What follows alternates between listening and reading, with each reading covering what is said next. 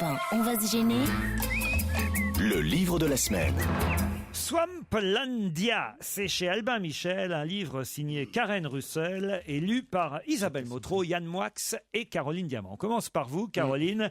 Est-ce que vous aviez déjà lu du Karen Russell? Peut-être pas, elle a 31 ans. Et Swamplandia, qu'est-ce que ça vaut? Alors, je vais être très honnête avec vous, j'aimerais bien avoir le talent de Pierre Bénichou pour mentir et dire que j'ai lu les 460 pages, mais j'en ai lu 150. C'est traduit en 15 langues, ce bouquin. Oui, mais ça veut pas dire que je ne vais pas lire le reste, ça veut dire que voilà. Traduit de l'américain. Un peu tard. Alors écoutez, ça a l'air assez particulier et en tout cas, c'est l'histoire d'une famille qui est une famille indienne. Ils ont des noms un peu bizarres. Il y a le grand-père, Non, ils ont des noms indiens. Mais genre quoi? Vous voyez, par exemple, des gens en Inde qui liraient un livre qui se passe en France trouveraient que nos noms sont un peu bizarres. Non, mais ils vivent aux j'essaie États-Unis. de rétablir un Ils peu la vivent aux vérité. États-Unis. Oui, C'est mais les peu Indiens. importe. Des Indiens d'Amérique. C'est les Indiens Ce sont des d'Amérique. Indiens d'Amérique. Donc ils s'appellent Et Petit ils habitent Ours. sur une île qu'on imagine être... Ouais, petit trou de cul qui claque comme le tonnerre. Petit bâton qui Ah, crache c'est pas du des feu. Indiens d'Inde. Non, ce sont des Indiens, Grand. des descendants d'Indiens d'Amérique. Ouais. Cette famille a 3 enfants, 2 filles, un garçon. noms? Le fils s'appelle Kiwi, la fille s'appelle comment Très bon au petit déjeuner. Orange amer. Non, mais ils ont un Ou en métier cirage, très c'est comme on particulier. Ils ont des alligators. Et ça, je dois dire que c'est assez fascinant. Ils élèvent des alligators et la maman de ces 3 enfants fait un spectacle. Les gens viennent En fait, ça sur se passe cette dans un île. parc d'attractions. Voilà. Alors un parc d'attractions, vraiment un parc d'alligators, hein, parce Oui, que c'est pas Walibi. Voilà, c'est pas un parc.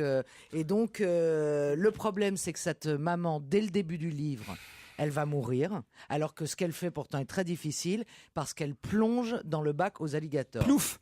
Voilà. J'ai découvert. Et les alligators font miam miam. Mais non, mais j'ai justement. découvert un truc que je ne savais pas. Est-ce que vous savez à quelle allure peut avancer un alligator quand il se réveille? Parce qu'on pense que c'est très très long. Mais pourquoi quand ils se Très réveillent très Parce long. que tu sais, ils dorment sous. Enfin, Parce dans qu'ils les sont comme parcs, ça, ils sont un peu, euh, ils ont une espèce de nonchalance quand même, les Ah alligators. ouais. Moi, je les vois sur un polo, ça bouge jamais. 180 km/h. Mais Ah oui. n'importe quoi. 120 km. Mais n'importe quoi. Mais si.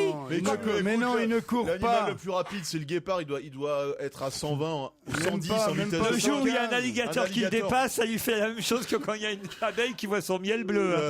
Mais tu te rends compte de un Ouais, alligator à ou 180 quand tu km/h, mais formes, t'es malade ou quoi, toi? Ok.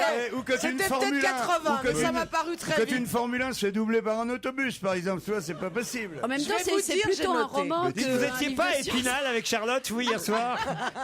Mais je t'imagines sais. l'alligator à 180 Non, mais je km/h, sais quand même. peut-être, attends, je sais peut-être ce qui va à 180 km. Ah non, c'est 180 millions d'années que l'alligator, Ah ouais, à l'heure. que l'alligator existe. Attendez. Non, vous moquez Non, pas. non, mais elle a Juste pris raison. les chiffres Moi- et tu les Il as mis est n'importe capable de où, ma courir à pauvre 10 fille. km/h. Non. Mais Non, toute non, ta- c'est très mais toute surprenant. ta Je me rappelle- famille rougit de ta conduite. Non, mais moi, je me rappelle plus Je du vous jure chiffre, que c'est. mais Alors, c'est vrai que c'est alors, Oh, c'est quasiment la même chose. voilà.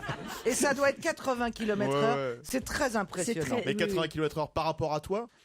Non, mais quand mais- il se réveille, vous. Est-ce que ça vous plaît quand même, ce livre? Écoutez, j'ai envie de continuer, mais. Eh ben, continuez, Caroline. Ouais, mais il faut Isabelle. prendre du guronzan et tout, tu vois. Isabelle. Alors, moi, ce que j'ai aimé dans ce livre, c'est l'aspect nostalgique de ce parc d'attractions d'alligators c'est un monde, c'est un univers qui meurt, quoi. Ils vont être remplacés, ils sont en rivalité avec un parc d'attractions avec des lasers et des animations comme on connaît, genre Disneyland ou Disney World.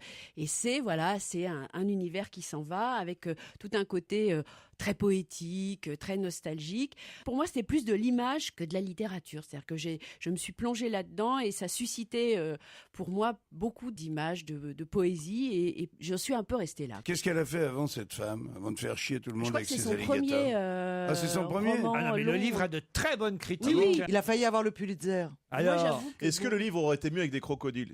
Voilà, c'est une Alors, question c'est que la j'ai. question qu'on peut se poser. C'est quoi la différence entre un crocodile et un alligator? Yann Moix. Enfin, c'est pas ça la Oui, différence. parlons un peu de littérature. Non mais c'est pas ça, vous avez dit tout à l'heure Laurent, c'est pas le propos, mais le problème de ce livre c'est qu'il n'y a aucun propos, c'est un livre pour bibliothèque verte dans lequel il n'y a rien à part un peu d'humour. Moi j'adore l'humour dans les romans, je pense qu'il n'y a pas de grand roman sans humour dedans. Mais là c'est du grand humour avec pas de roman autour, c'est-à-dire que non mais le concept de parc d'attraction est en général très fascinant. c'est génial parce qu'à partir d'un microcosme, on peut toujours parler de la société qui va avec, qui va autour et qui sécrète ce parc d'attractions. Stanley Elkin avait écrit un livre génial qui se passait intégralement dans un parc d'attractions et c'était une critique géniale des États-Unis. Et là, le problème, c'est que alors, les critiques sont absolument dithyrambiques. Des auteurs de talent comme ça, il n'y en a pas un sur 1 million, dit New York Times, magnifique, sombre et drôle, une saga éblouissante. Mais la publicité qui est faite autour, c'est déjà une mise en abîme du parc d'attractions, c'est la grande parade. Et ce livre défile dans la grande parade des libraires américains et bientôt français, mais simplement tout est faux. Le style est faux, l'humour est faux, tout est en toc et on se retrouve dans un parc d'attractions en tant que lecteur et on est vraiment infantilisé et c'est un attrape-gogo, c'est un mélange de Bernard Werber et d'Amélie Nothomb et assez mal traduit et je ne comprends pas du tout la manière dont on veut nous forcer à trouver ce livre génial. On ne peut pas faire entrer dans le cerveau des gens un chef-d'œuvre forceps. C'est les lecteurs qui doivent décider si un livre est génial et non pas ce que nous balance la critique, c'est-à-dire que là c'est de l'intimidation. Les critiques littéraires font de l'intimidation. Et donc, le meilleur moment du livre, c'est quand finalement on décide de le quitter, comme quand on se tire des attractions Disney. C'est un Space Mountain qui fait vraiment mal au cœur. Bon, Yann Moix, vous nous avez fâchés avec je ne sais combien d'écrivains et un éditeur. On vous remercie. Dans un instant, Monique Pantel.